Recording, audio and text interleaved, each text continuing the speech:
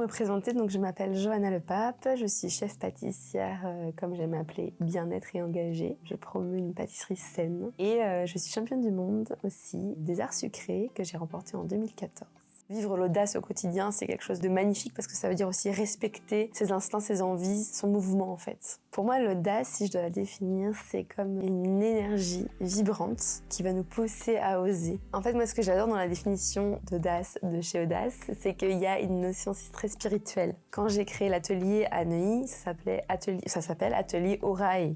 Et Orae, ça veut dire plusieurs auras, ça signifie courant lumineux. Donc en fait, c'est des apparitions, c'est des intuitions, c'est une envie profonde d'aller dans une direction.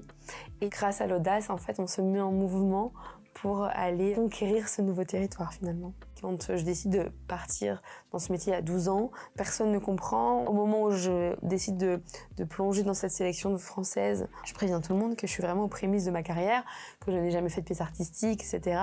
Mais que pour le coup, peut-être par mon parcours sportif initial, j'ai un mindset, j'ai un mental à toute épreuve et que du coup, je me sens capable de relever un défi. Et finalement, je rentre en équipe de France, que je vais devoir repousser toutes mes limites pour pouvoir délivrer un travail à la hauteur de ce que la France a l'habitude de délivrer lors des Coupes du Monde de pâtisserie. Donc là, il faut beaucoup d'audace. Quand tu te connectes à ton intuition, tu t'incarnes à 100% dans ton être, dans ton énergie. On peut imaginer que c'est un côté spirituel, mais moi je pense que l'intuition, en fait, tout le monde l'a, cette fenêtre très ouverte au-dessus de ta tête qui te permet de te donner tes objectifs. Donc, le facteur chance, comme on peut l'avoir en tête, c'est-à-dire la bonne rencontre au bon moment, l'opportunité qui tombe à pic, en fait, arrive sur ce terrain. Mais ça veut dire qu'il faut se faire confiance dans ses choix.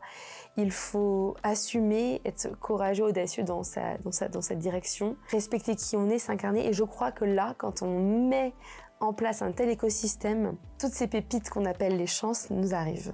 Malheureusement, souvent dans nos sociétés, les gens bloquent cette énergie et mettent le mental comme seul pilote de notre vie, alors que le mental est simplement au service de l'intuition. Donc en fait, dans nos sociétés, dans toute notre éducation depuis tout petit, on doit enseigner aux enfants que l'intuition domine en fait le mental. Finalement, quand tu convoques l'intuition, les chemins sont beaucoup plus réduits, il y en a moins, mais ils sont beaucoup plus incarnés. Et à partir de là, tu te crées un écosystème et tu t'autorises à créer un écosystème vertueux.